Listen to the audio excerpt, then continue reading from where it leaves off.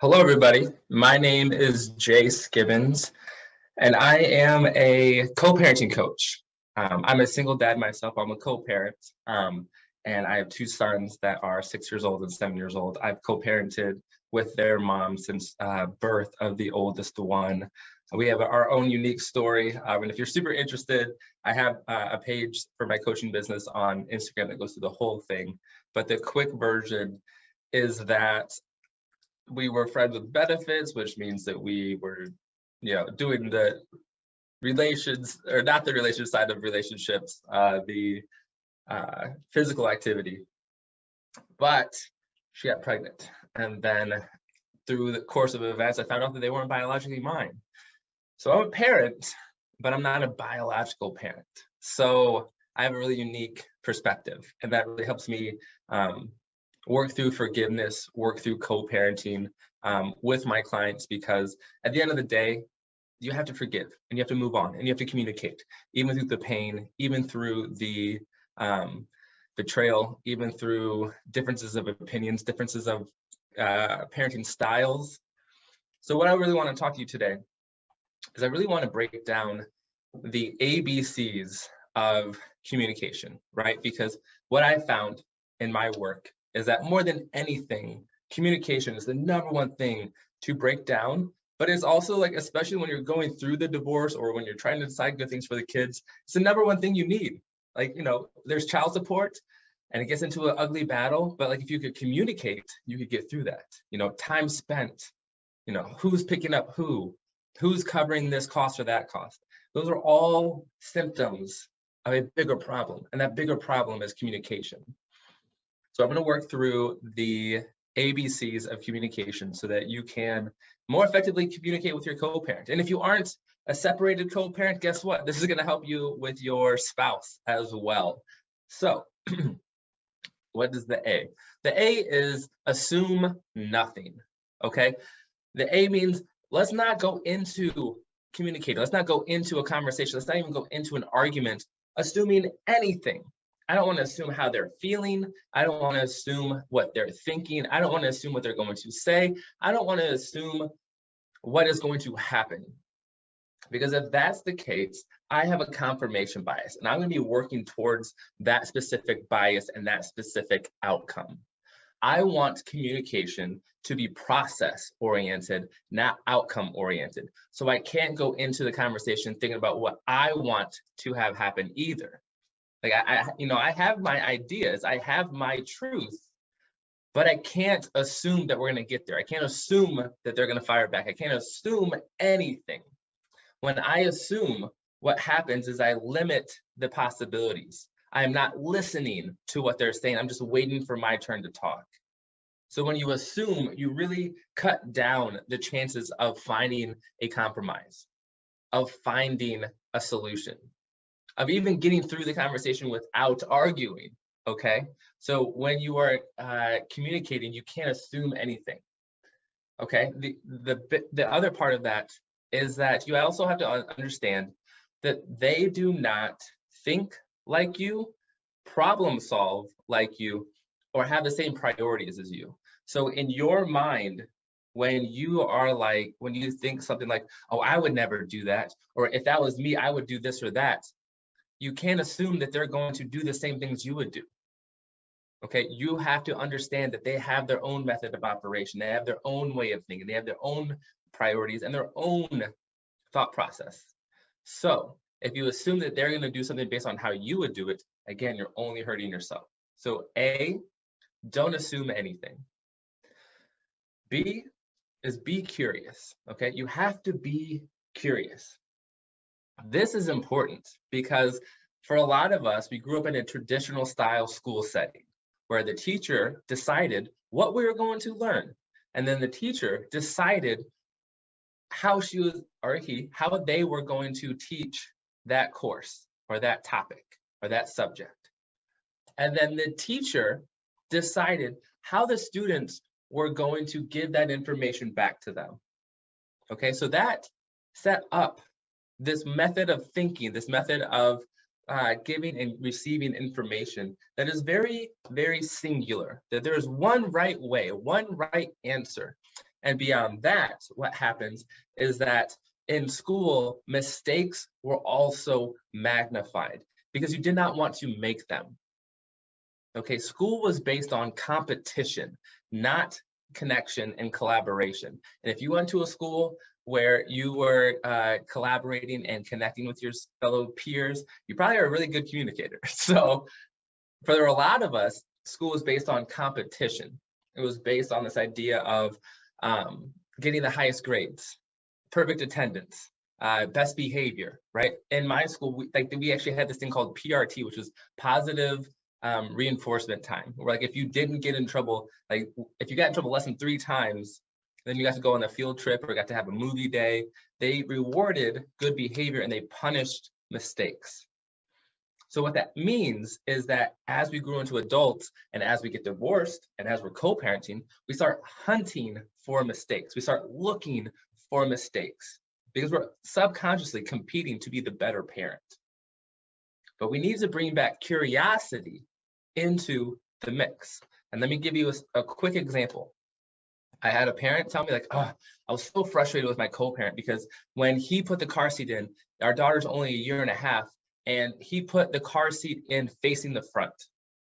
And I know, according to law, that it's supposed to be facing the back. So I told him, and he didn't listen. I sent him a video, and he didn't listen. And I'm like, okay, yeah, because when you tell somebody what to think, you limit what their options are. They can either agree with you or they can disagree with you. So in that setting, he can only say, oh, okay, yeah, you're right. I'll do it that way. Or no, like I'm doing it my way, okay? So what I encourage people is get curious, ask questions, ask open-ended questions. What makes you put the car seat in the front before she turns 2? Because then in his mind, he's like, well, why 2? Like, what's 2? Why does that matter? And he might think like, I don't know, that's just the way I did it. Oh, well, did you know that we're not supposed to do that until they turn 2? Oh, no. Because then you're still not telling them. You're still asking questions. You're still getting them to think. When you get curious about your co-parent and curious about communication, what you're doing is saying, hey, I care more about the conversation than the answer. I care more about listening to you than I do about proving you wrong. Because when you want to prove somebody wrong, the other person can tell. And another reason that if you give them the option to disagree or agree, I can point it back to kids, okay? I don't know where you are at if you're watching this, but you can make this connection, okay? Where I'm at, it gets very cold, below freezing, below 0 Fahrenheit. So like, I don't know what that is. 0 degrees Celsius is freezing. So like really cold. If you were to tell your kids, if I was to tell my kids, hey, put a coat on before you go outside, sometimes I'd be like, nah, just like they're going to not do it simply because I told them to do it, right? So what happens is that I want them to think, because if their brain can only go agree, disagree, there's no thought process. So what I need them to do is think. So if I'm like, hey, what's gonna happen if you go outside and you get cold? Well, I don't know. Okay, but then they're thinking. They might say, I don't know, but then they're thinking. And they might go outside and they might take 20, 30 seconds, but then they'll come back in and get their coat. And I'm not there saying, told you so. I'm just like, oh, cool, you got your coat. That's awesome. I'm there to support. I'm there to walk with. I'm there to be curious, because I'm actually curious. What's gonna happen if they go outside when it's cold? So with your co-parent, I need you to stay curious. I need you to ask questions. And if you're not sure how to do that, then practice. Open-ended questions are things that start with what, they start with how, they start with when. You're always late. When do you plan on being there? Another question would be, you tell them, you need to put on sunscreen. What kind of sunscreen do you use? It's simple. It's simple, subtle things that shift the conversation from, you need to put on sunscreen, you need to take sunscreen, you make sure that they have sunscreen. Like, how is anybody going to respond to that other than like, okay, shit, okay. I'm not sure if I can cuss, but like, okay, dang, like, okay, I'll do it, or like, no, dang, I'm not doing that. Now I don't want to do that. So if you're able to stay curious, you're able to keep, again, the options open. You're able to keep the conversation going. It doesn't hit that wall because they're thinking. Okay. Um, the last one, the C, is check yourself before you rickety wreck yourself. Okay. Shout out to those of you who got that, but check yourself. Okay. Check your ego at the door. You can't come into these conversations with your co-parents wanting to be right, wanting to stroke your ego, wanting to be the one who knows all of the things. That's the same reason that the teachers have a hard time connecting with their students and a hard time getting students to do with that, what they want them to do.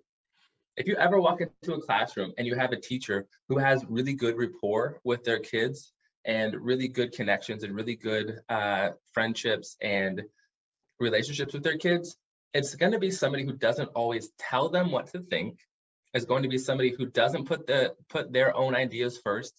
They're going to be listening to the kids' ideas. They're going to be sharing the kids' ideas with each other. They're going to be letting the kids know, hey, you're an equal part of this. Even though I might know more, you're an equal part of this.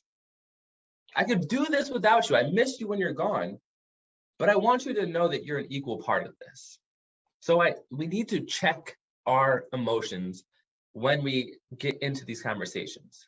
Because guess what? Yes, I know you've decided not to spend any more time with this person. You've decided not to have a relationship with this person. You've decided to leave your marriage when it comes to co-parenting. But you still need to check your emotions. And one simple way to do that is to, I just had somebody ring my doorbell.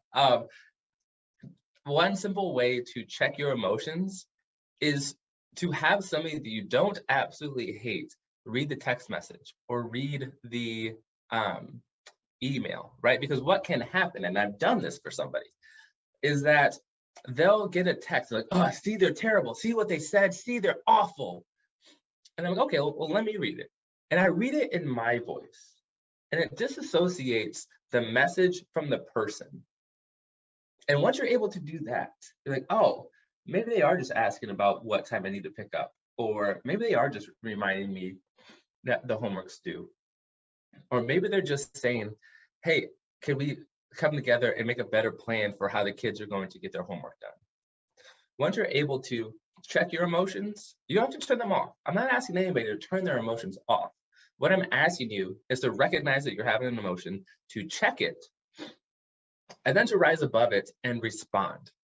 And what you'll need to do is that if you feel yourself getting upset, if you feel yourself getting riled up, take a pause.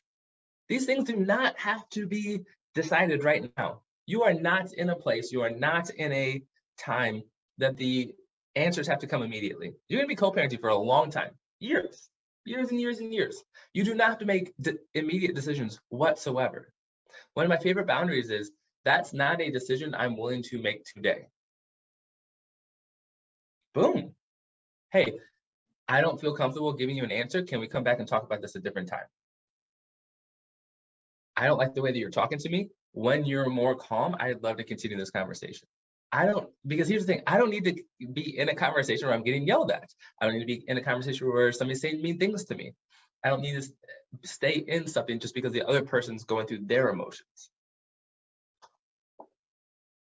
So what you need to do, check yourself, check your ego, check your emotions, take that pause, rise above your emotions, because then what you can do is realize that those emotions that they're coming on with and the emotions that they're expressing are a projection. They do not have anything to do with you. Because even if you were saying something mean, even if you were the one doing that, they still get the choice of whether they're going to react or not, whether they're going to say something mean back. So no matter what the situation is, you always have the choice. Am I going to react in the moment, in my emotions, or can I take a break? Can I take a pause and come back to this? And more often than not, your co-parents will be so glad that you took that pause. They might, in the moment, they might be like, oh, screw you. Why, we can't talk about this. Like, this is important. We need to do this now. But then once they calm down, they can come back like, oh, you know, I'm glad that we didn't finish that then. Thank you for taking that pause. And maybe they don't, maybe they don't, maybe they don't. That's actually kind of a pipe dream. But the outcome, the answer that you get to is going to be much better if you're both coming at it, or at least if you are coming at it in a calmer way. So the ABCs of communication: assume nothing, be curious, check yourself, okay? Because guess what? Communication requires connection. And when you are assuming the worst, assuming how they think, when you are telling them what to think, or when you are emotionally reacting, you are not connecting. And no matter who you're communicating with, your co-parent, your kids, your boss, your coworkers, your family, if you are assuming and you are or if you are telling and not asking, and you are emotionally reactive and not responsive, you're not going to have very good communication with anybody. So the thing is, you need to remember connection you need connection for communication. And you have to assume nothing. You have to be curious, and you have to check yourself. Okay, thank you. I really appreciate this. I hope that the rest of the program and the rest of the videos that you watch are awesome. If you want more information about what I do with co-parents and single parents, check me out on Instagram at @Skibbens. Otherwise, I hope you have a blessed day, and I can't wait to see what else happens with this group.